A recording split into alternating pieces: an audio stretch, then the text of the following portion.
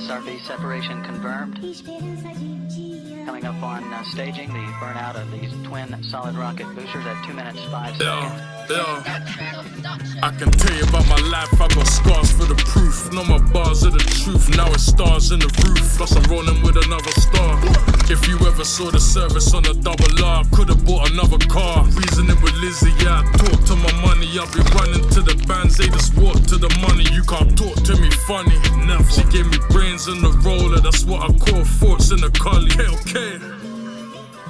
You ain't been practicing. Why? How are you still so good? I was addressing a lot of trauma and stuff that I'd sort of like forgotten about and buried deep. It always seemed like you had no limits. How did you make that 360? If someone's gunning for me, I'm gonna go all for it. And I think people sometimes think it's a joke.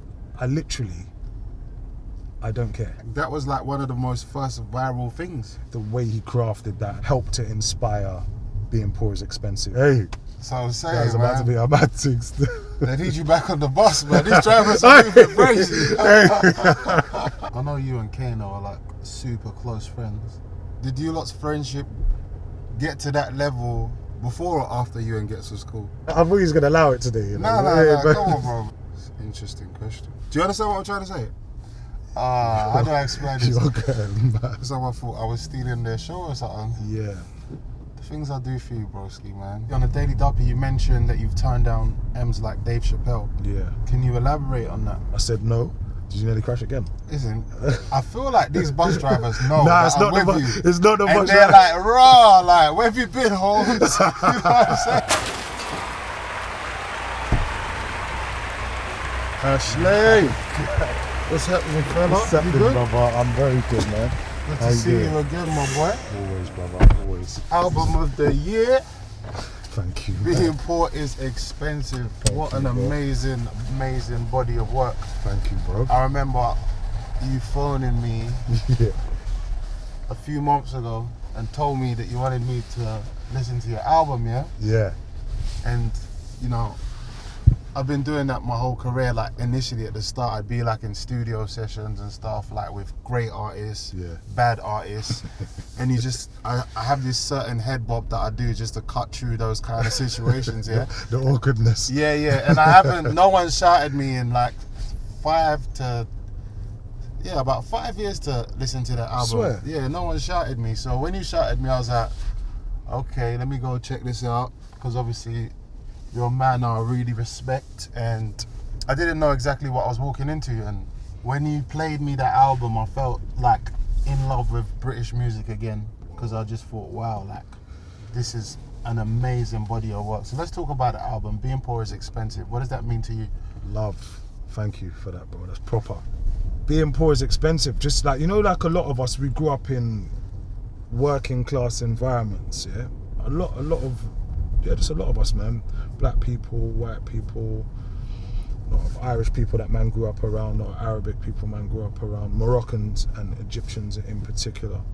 But just growing up in these environments, bro, like the cost of being poor is expensive. Everything costs us more. So whether that's like a lack of quality of food, lack of healthcare, living in sort of like these harsher environments, and then those, like, all those poor things compound over a period of time, and then eventually the ultimate cost is your life, really. And so some of these environments, like, there are high crime rates, high violence rates, where there's, and it's not a black problem, it's not a white problem, it's really a poor problem, because wherever you find poverty, you find higher crime rates. So that's really what it's about. And then the cost of being poor is, even when you do eventually maybe make it out, you are sort of behind anyway. So everything you're doing is like, you're kind of thinking on your feet and making mistakes. So when you first start getting money, maybe like you don't have your taxes covered, but that's because you don't have the financial education in order to maximize your situation. When I listen to the album, I feel like I'm in Northwest London. Yes. Like, I really get that vibe. I really like understand your surroundings, your environment, how you grew up, what you had to deal with. It's all very revealing in listening to the album. Yeah. Obviously, you hadn't partaking in music heavily for a number of years. So what made you want to do this album now? Bro, I feel like I had something to say. I was away, right? I was shooting a series in America. I was in LA, and it was COVID, like pandemic times, lockdown. And it was the first time in about 9 years that I'd had a break in my acting career. It's been jobs back to back. So I hadn't really had time to really focus on music. But then I just had this moment of like, I don't know, man, I just felt this calling, this vibe. And I thought, if I don't write down my thoughts now, like I'm never gonna get them down. And it started to become therapeutic for me, bro. Like, because I was addressing a lot of, I think, trauma and stuff that I'd sort of like forgotten about and buried deep, like that I think a lot of people do. A lot of people like us grow up experiencing these things, but then just like brush it off and never really address it. And it wasn't an album at first, it was just like, let me get down these thoughts. And just having to identify certain things about myself that I hadn't admitted to myself, you know. Like there's a line on the album where I say, keeping it real, I spent most of my teen shook. Like I thought that, nah man, I was around and like could handle myself or whatever, but really when I think about it now, I was just like scared half the time, and that's why I was behaving like that or acting like that. Or, you know, you got a certain bop, the way you're doing, you're walking past people, you're behaving a certain way, but you're not behaving that way because you're super confident. You're behaving that way because maybe you feel a bit intimidated or scared. So, but what was really shocking to me was how good you were in 2024 as a man that hasn't been like practicing much. It feels like, and then I just listened to it and I was like, how is he that, how, like it just doesn't even make any sense, to be real. Like how have you, like, and you know, like I said, like I felt like some of us throw around the word legend a lot because some people were there at the start of things, but I feel like the difference between those types of people sometimes are pioneers. Like they need to be distinguished between pioneers and legends. And I feel like with this body of work here, and you being a pioneer from what you was before, like there's no question now. Like you've released something that is so important to Black British music, and you ain't been practicing that. Why? How are you still so good? How did you become better? I feel like now I have the articulation and dexterity to be able to do it that maybe I didn't have previously. There were moments where it was there, like a fire in the booth with Charlie stuff. There are moments where I'm saying things, but I just don't think that I had the full control of myself yet. And when I think about it, I wrote Black Boys when I was 21. So really I was young anyway. I was just like trying to figure out my life as a young man, and then figure it out in the craft as well, same time. So yeah, like just keeping listening to the music, man, and just staying involved in the culture from the outside, but just, you know, listening and paying attention. And then what else? But I don't know, man. I remember I've told you before, like that's what I was thankful, like you were keeping me around the culture as well. Anytime there's something going on, like I know I can be a bit of a elusive. hermit. Yeah. a You bit got the elusive thing going on. a bit antisocial sometimes.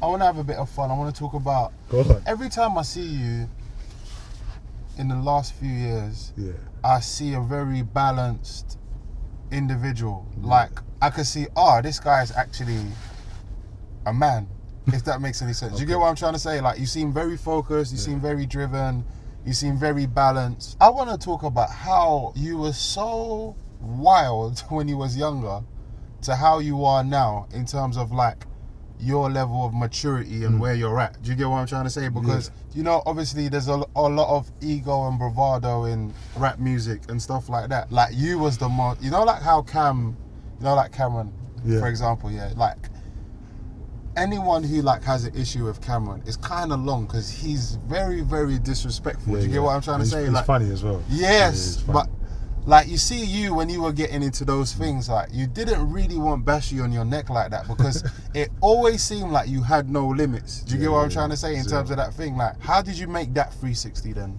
You know what's mad? Cameron and I have the same birthday as well, which is quite funny. And I was a big Dipset fan. So that's why certain times, you know, like back in the day, like, I look at some old videos of myself and I'm like, yeah, like you'll see the big earrings and all those kind of things. It's because I feel like I was heavily influenced by like Dipset and like New York rap at the time.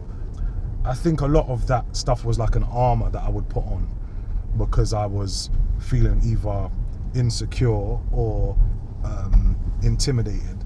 And so I feel like I'm like that now, just in a different way. Just like even say for example, if I'm really scared of something, I kind of go towards it now. So if I'm scared, if like there's a script and I think, well, I can't really, it's difficult, I will pick that one. Or like even releasing an album independently, that's a big challenge. Like I've never had a record deal, never. So I've always like gone towards the challenge and tried to face it. But back then, I don't know, man, the transition, reading more, mature and being more comfortable in my own skin of who I am. Like, I'm not the tough guy, I'm not wanting to do none of that. So with all of that, you get to let go a lot of the ego and the trappings of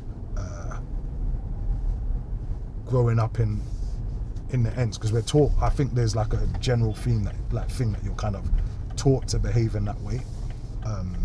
So like unlearning quite a few of those things has allowed me to become more myself. I don't really change, I just get older and become more me. Yeah, that makes a lot of sense. Obviously, I was listening to some of your clashes and stuff from back in the day, just before I boxed you, and I was like, yeah, Bashy was crazy. But obviously, it's all like entertaining stuff, and it's all part of our upbringing. And yeah, I get where you're coming from. And you have to defend yourself, right? I think you do. At the end of the day, like, it's part of the culture, part of the culture.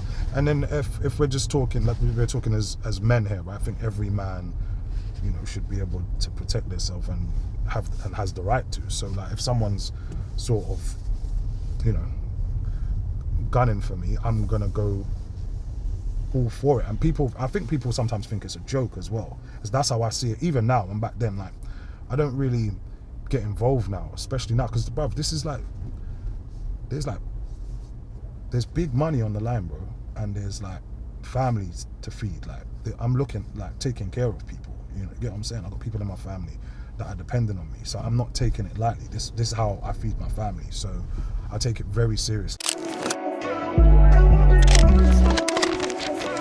Obviously, when we was younger and you were picking your name, like, and you picked Bashy, of course, like, it probably wasn't mad then. It's not mad now, but because we're mature. But what I'm saying is, you didn't think, oh yeah, this is a mad name to have, basically. And obviously, as lingo matures, it's kind of funny. Like when you were picking your name, how did you decide to pick that one, basically?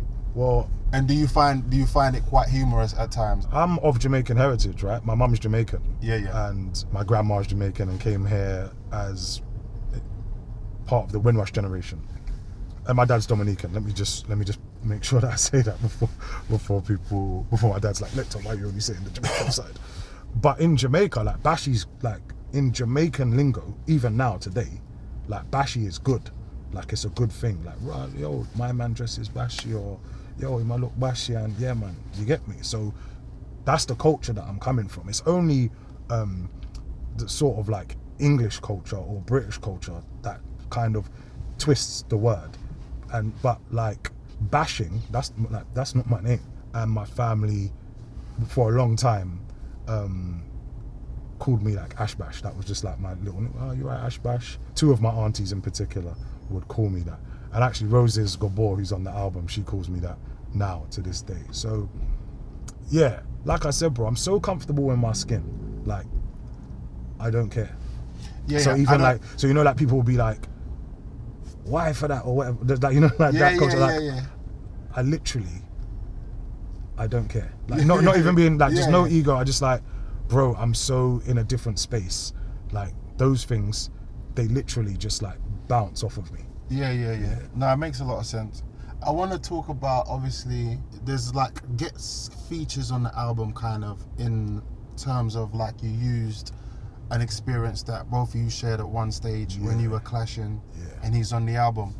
I want to talk about how you guys became mature enough to mend your relationship over a situation that was really escalated over nothing really at the time. And as young people, sometimes we can get lost in moments like that where it's just like a lot of ego and bravado and all these things are happening.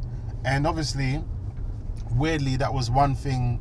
Where's Carlos, for example? It's just like, this became like a national kind of saying by accident. Do you get what I'm trying to say? And this is before like things really went, like that was like one of the most first viral things. Yeah, basically. That was viral before, but that was an actual thing. Yeah, like that was like one of our cultural viral things. Like, do you get what I'm trying to say? Like, and this stayed with you for so long. Even, it didn't just end. So how did you, what kind of effect did that have on you as an artist and as a human? And how were you able to kind of move past it? First of all, I think I utilized it. You know, like used, like just certain words. Like I feel like I've utilized it on the album, not used it. I'm not into like using anything or any moments in that way. Yeah. And then also, I like that word, utilize. It makes sense. Yeah. Yeah, man. You get me? Like it's like when someone says you should use your links. Nah, bruv, I don't use people. You get me? I utilize the link, and hopefully they can get something from it as well. It's not trying to use anyone. How did we move past it? Well, I think first, like, what effect did it have on you? I think well, at the time. Well, I think at the time, looking back on it, like, bruv, this is like 20 years ago. I know. Like, so, yeah, I don't know. I think other people think about it more than I do. Looking back on it, probably I was just a bit shook. I think maybe, like, it was about to kick off, and I didn't want to fight. So, like, and I can handle myself if it kicks off. I'm not like. Do you know what I mean? It's fine, but I think people tried to, I don't know, like it's almost like bully me or like wind me up about it for like years. The actual moment doesn't annoy me. It's like 20 years ago, I don't care. But it's when someone might try to, it's like they're trying to wind you up. Like, do you know what I mean? Like things like that. How did you guys mend that then? Because what I mean is that sometimes things get mended very naturally and easily, but because it was so viral and it just like, you can leave it and then one day like someone's watching it or something. Like, do you get what I'm trying to say? Someone can bring it up and then so it's just annoying kind of thing. So how did you mend that? Because I know you and Gets on a personal level, and you two in 2024 are two of the most maturest men I know. Yeah. And also as well, you're also two people that have the rare quality of actually taking ownership and actually always like discovering and learning about themselves and actually pursuing, trying to be the best version of themselves all the time. I get that a lot from you two. I think it's testament to both of our characters, of people who are evolving, you know, from a young age as well, you know. But like, so many things like that happen in the streets and on the roads, right? Where it's like, actually, what everyone's arguing over. Whoa. Hey. So I'm saying, about to be a mad thing. They need you back on the bus, man. These drivers are moving crazy. Yo. No, but listen, man, respect to the bus drivers though as well. Sure. Yeah, respect to them, man, because like, I feel like people don't understand that vehicles need to give the bus space to maneuver. So certain times when people are getting upset, like, why is the bus driver pulling out like that? It's because they have to. It's like, it's kind of, they have to drive on the offensive. Otherwise, they will get boxed into a corner and can't move. So respect the bus drivers, man. We need to, you know what I mean, put respect on people that's helping society to function and get you to your destination. For sure. But where were we? What were we saying before you really? No, you're saying it was a testament to both your characters. Yeah. I think because certain times, especially on the roads and on the streets and that, so many times like bad things are happening over something so minor. Sometimes just because someone won't take a step back or drop their ego, you know. Like, I think that there's a line on the album. How many men would have still been alive if they would have just backed down? I wonder. It's too many killings over nothing, and the reasons are getting dumber and dumber. dumber and dumber, I'm feeling number and number. How you kill a man you used to call your brother? How you kill a man and used to yam food from his mother? Like, some of the reasons people are dying and losing their lives in beef for, and in like decade-long beefs, if you know what they started over, is like, it's nonsense, bruv. So I think it's good that Gets and myself were able to move past like a little disagreement and then be able to make music together, make art together, be in the same spaces, be cool, get money, provide for our families. Like, that's what the goal should be. Like, even if there's a disagreement, and then also like the friends around, man, as well. Like, we've got a lot of mutual friends. Now, you could have a bunch of friends that are kind of like bad mind and stirring, or you can have friends that are discerning and are like, listen, this needs to stop. You get me? And I'm not gonna get too much into other things, but when I'm a mutual friend of people and there's like a little discrepancy or something, I try to step in and be like, no, my man's cool, you know. Like, no, my man's cool. You lot should link. And I've done that a few times. And then who did it for me and Gets? I want to say I think it was Buck, you know. I think it was Buck. And then my brethren from the ends, Nathan. Like, Nathan was close friends with Buck. Nathan's close friends with me. I'm cool with Buck. And then it eventually got sorted out. So what I want to know is, I know you and Kano are like super close friends. Yeah. Did you lot's friendship get to that level before or after you and Gets was cool? It's an interesting question. After. Yeah, that makes sense, because obviously they've got like a serious musical journey and brotherhood, and all that kind of stuff, you know what I mean? Yeah. So I always wondered that. And Kane and I too. But we're all from the same era, bro. So like when we was like 16, 17, we would all see each other, man. Man's on Deja Vu, man's on Freeze FM, we're at Palace Pavilion, we're at Eskimo Dance. You lot always in the showrooms as well together. You know what I'm saying? Buying the matching whips and that. Do you know? I thought you was gonna allow it today. You know? No, come on, bro, man. I never take the day off, man. You know what I'm saying? That's probably sick to know, though. But these are moments, man. These are.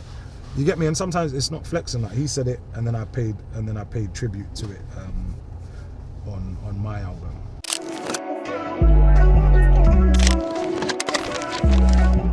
Obviously, last time I stepped out for you, you got me in trouble. I came onto your show, The Reasoning. Yeah.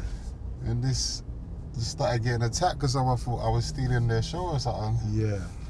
The things I do for you, broski, man. Stop, man. You know what I'm saying? I just stood in front of that bullet. Boom. You get me? But yeah, that was proper sick. I want to talk about, obviously. The reasoning was solid, man. Good, like, needed discussion in the community, and I think it's a good thing that those sort of contemporaries and peers could get together and have that conversation in a salon, in a format that's never been seen before. All the other stuff surrounding that is it doesn't mean anything, and I never tried to shut down other black people's things or other people's things. It's not even a black thing. I just do my thing, and when I move, I move. And there's just a way to, if you want to reach out, you can.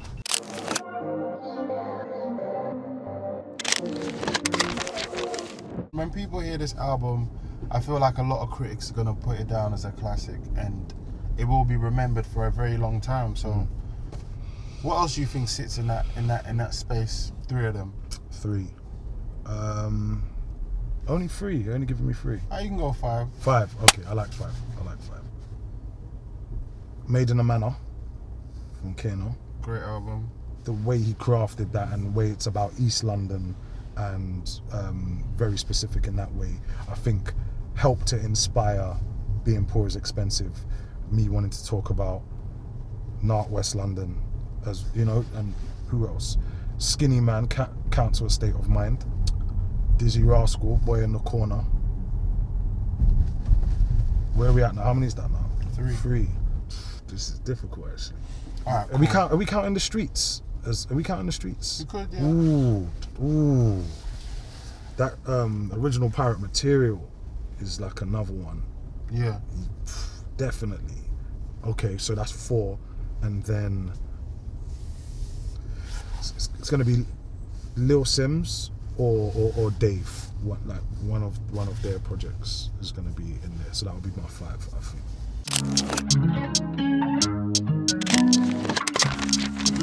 I want to talk about your love for Northwest London, right? Because obviously growing up, nowadays we've got the internet, we see things, we hear things, the world is a bit more discoverable than it once was, right? So I always actually thought Northwest was like on top of North, like part of North. Not so Northwest is actually north of West London, right? It's not west of North. Do you understand what I'm trying to say? How do I explain this? You're going mad. I thought wait, am I going mad? No, it's just like I thought it was a part of North when I was younger. When I didn't Okay. I didn't know nothing going on. I thought it was just a part of North. London. North, yeah, North but London. it's actually west. Well, it's both, isn't it? It's both, isn't it? Yeah, it's fucking confusing. It's both. north of West London. It's north of West and London. west of North London.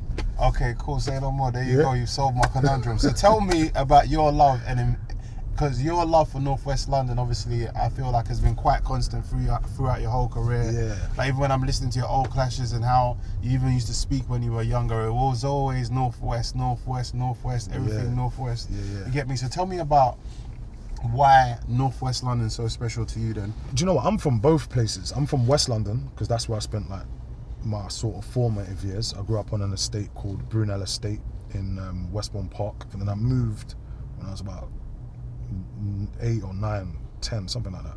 Moved to Kensal Green, Kensal Rise, Kensal Green, same place. But just Northwest London, like, and West London, bro. Just so West London, very multicultural. That's where I grew up around everyone. A lot of Irish people, a lot of Moroccan people, Egyptian, people from the Caribbean. And then when I moved to Northwest London, it was more like Jamaican vibes. And yeah, man, there's just like loads of vibes in Northwest London, man. There's like, back in the day, there was like day parties and in like the school, like it's mad. Just like Jamaican sound system culture is quite heavy in Northwest London in particular. Obviously, the album only features Northwest artists as well, right? Yeah, 'Cause or you've got- West. All West. Yeah. Wait, how about Rose's Gabor though? Is she from West or From Northwest? West, bro. Oh, you're good. I thought you might have cheated Trying there. to catch me. I thought you might have cheated there. But Trying yeah, to catch me, dog. No, but it's incredible. And obviously you got Scraps on there, which is super dope. Yeah. That's like one of my favourite songs off the album. How long have you known Scraps? You must have, yeah, like I said. I've known Scraps so long, maybe like since like, I want to say like 16, 17, around that. Because Scraps used to move around like SLK. And so like it was, kind of rapping through grime at a stage. And then I think transitioned into like more hip hop later on. So yeah, but I just wanted the album to sound and feel like Northwest London, you know. And I've put that, like you said earlier, I put that in my music for my whole career. So, and I think that's the most authentic way to create, is like to create from what you know. So I'm from Northwest. I grew up there, and West London, and so that is in the DNA of my music. Yeah, no, that makes a lot of sense. Now, obviously, you've had a lot of success as well throughout your acting. I feel like at the moment you're kind of juggling between both. Obviously, the release of your album independently, which must be a lot of baggage and stress and work, and obviously a lot of good things as well coming out of that. So, how important is the acting to you as compared to the music? Like, which do you prefer? They're equal because they're extensions of my creativity, but I was acting first before I did music. I went to the Brit School for performing arts, Okay. and and studied theatre there, and then went on an acting journey from there. But nah, bruv, I love both, man. With acting, I get to experience different walks of life, different feelings, thoughts, emotions, different human experience. And then with music, it's more representative of me and my thoughts and what I think. And so they give me sort of like different creative satisfaction, I would say. So yeah, I don't enjoy one more than the other, but yeah, trying to juggle both at this level that I'm doing it is difficult, because the acting level is, you know, and it's in the UK, but it's also, you know, I have a whole team in America, and I'm in American TV series and films, so yeah, it's difficult, man. And I'm independent, so even on this project, I literally finished this a Netflix series. I was shooting it the whole time we've been doing album promo, so it's like I'll get a day off, either fly back from where I was or come shoot the music video and then go back to the set. So it's been a lot, but this is what I worked for, so I don't complain. I just get on with it. I think it's a blessing, because this is all I've wanted, to be able to act at a high level and create music at a high level, and I feel like I'm in that space now, still progressing, but I feel like I'm where I want to be at.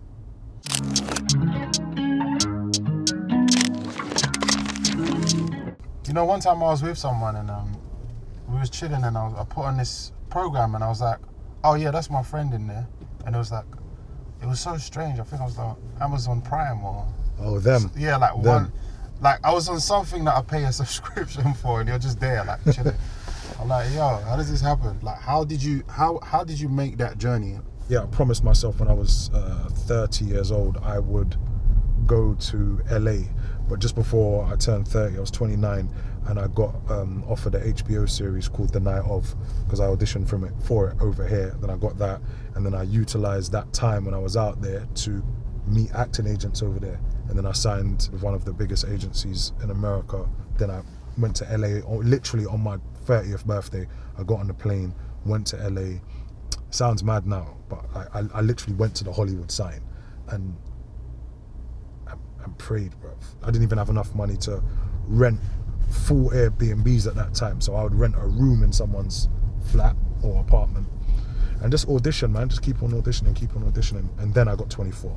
And then once I got 24, then I think it changed, and then the respect from the industry started to come because of the performances. And then after 24, a few more TV series. Then I came back and I did Top Boy, actually, because I wanted to do it, because I think it's an amazing cultural show for us, and I had turned down some roles in America to do it, but then I was able to do it anyway, because the studio and the network allowed me to do Top Boy. Yeah, man, just graft and belief, bro, and not getting distracted. Yeah, that makes a lot of sense. Obviously on your Daily Duppy as well, which we collaborated on together. One of my favorite Daily Duppy this year for sure. Yeah, good, man. Respect for that as well, because you gave us the space to sort of like be creative and do something different. No, that was an absolute pleasure. Obviously on the Daily Duppy you mentioned that you've turned down M's like Dave Chappelle. Yeah. Can you elaborate on that?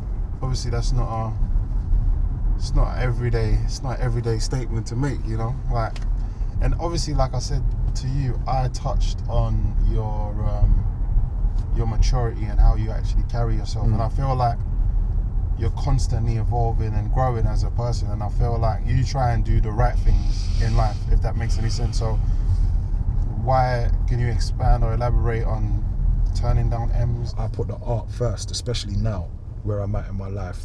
I put my art and my family first. So if it's not aligning with that, then I'm not interested. And if someone doesn't want me to do that, then I'm not interested in working with them. So yeah, so the network were like, at first you can't do it. So then I just said, no, I don't. Cool, it's fine. I'll walk away from it. I'll do Top Boy. Top Boy is like important to me. And by the way, Top Boy was paying a lot less, but it don't matter. It's a sick show. I'm a fan of it.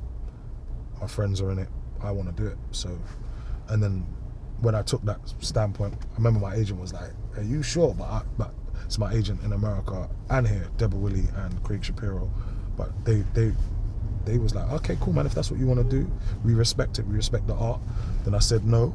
Did you nearly crash again? Listen, I feel like these bus drivers know Nah, that it's not I'm the with bus. you. It's not the And bus. they're like, raw, like, where have you been, Holmes? You know what I'm saying? Right, yeah. Go on. Yeah, nah. I was saying, yeah, that they said, listen, man, we're riding with you. And then I turned down that job in America to do Top Boy, and then they let me. Then the company came back and said, actually, look, if we can work out the schedule, then cool.